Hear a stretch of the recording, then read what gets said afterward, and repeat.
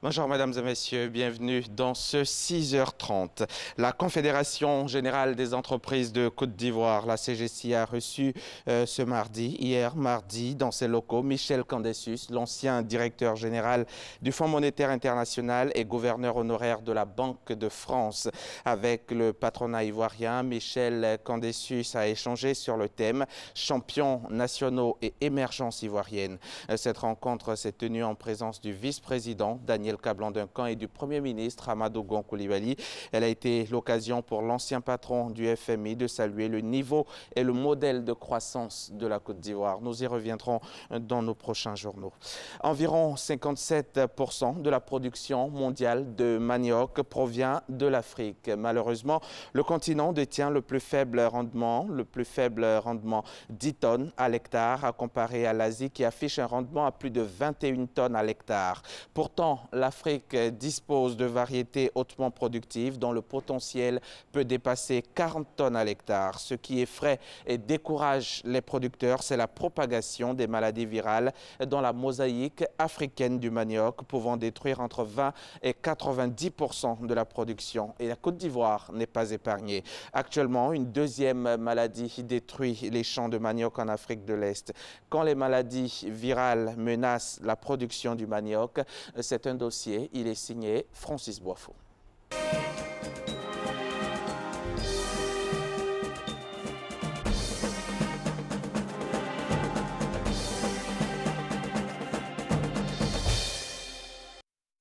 C'est la 4e culture végétale au monde.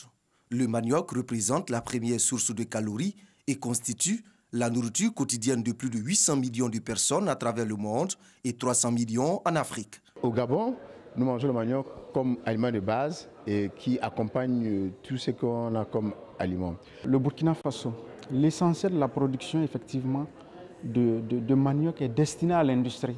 En Côte d'Ivoire, le manioc constitue à la fois une culture de subsistance et de rente pour les producteurs.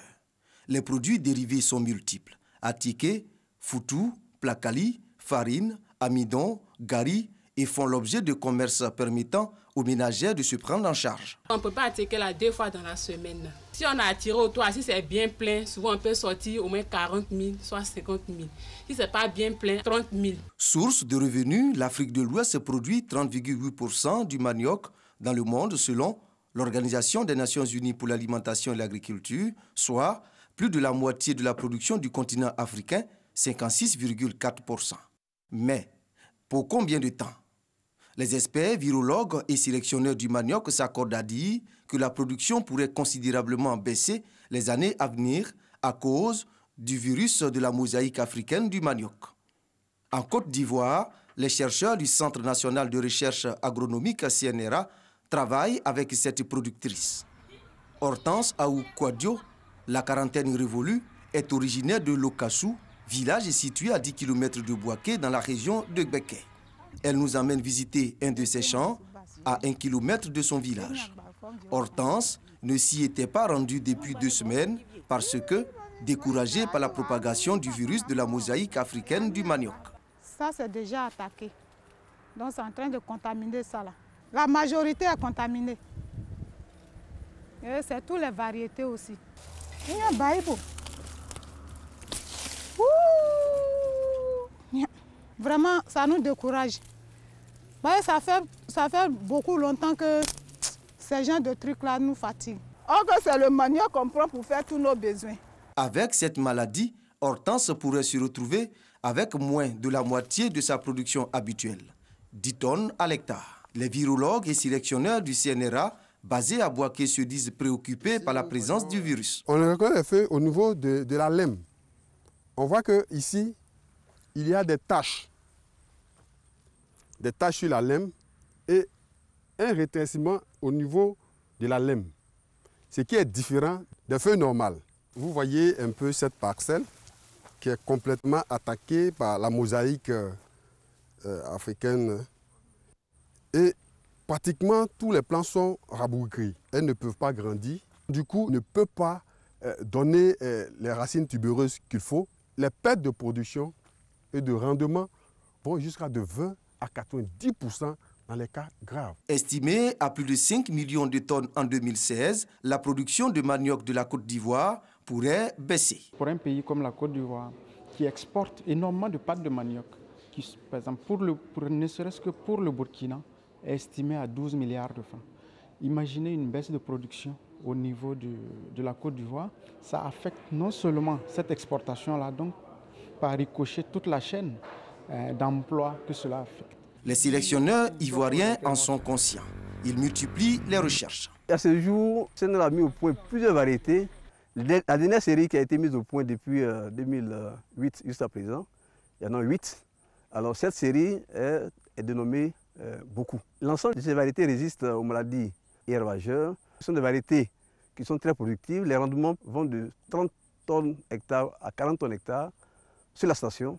Et en milieu paysan, lorsque le champ est bien suivi, on peut atteindre des rendements jusqu'à 30 tonnes hectares. Des variétés pour booster la production, il y en a. Seule préoccupation, le coût des boutures. Le prix retenu pour le moment des projets, c'est de 10 francs la bouture. Et comme il faut 10 000 boutures à l'hectare, cela revient à 100 000 francs l'hectare. C'est assez cher, mais disons que la recherche coûte excessivement cher aussi. Et bien ce prix ne tient pas compte du coût réel de la recherche. Donc c'est en quelque sorte c'est une subvention que le Sénégal a fait en vendant ses boutures à ce prix-là. Donc il y a un projet qui nous permet de faire la production de semences. La semence est cédée gratuitement aux producteurs ou à une modique somme. Même si, par des subventions, on parvient à distribuer des boutures résistantes à la mosaïque africaine du manioc, le combat contre les maladies virales du manioc continue.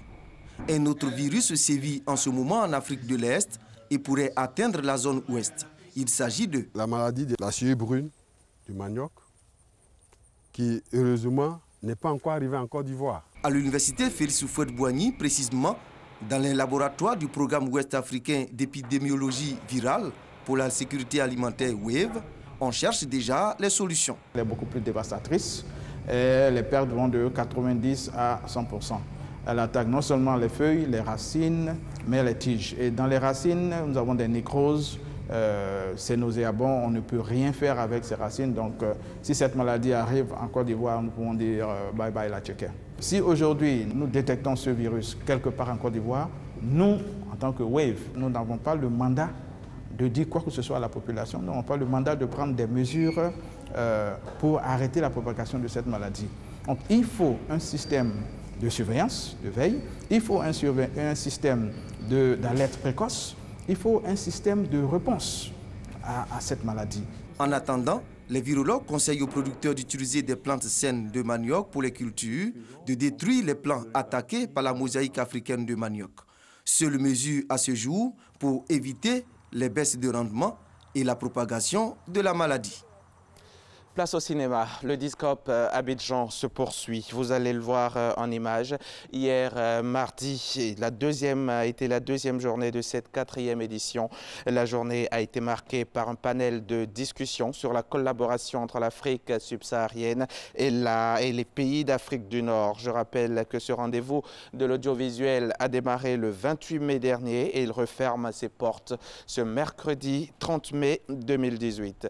Allons-y en France, où, après avoir sauvé la vie d'un enfant, le jeune malien Mamoudou Gassama a reçu hier mardi un récépissé régularisant sa situation, une première étape avant d'obtenir la nationalité française promise par Emmanuel Macron.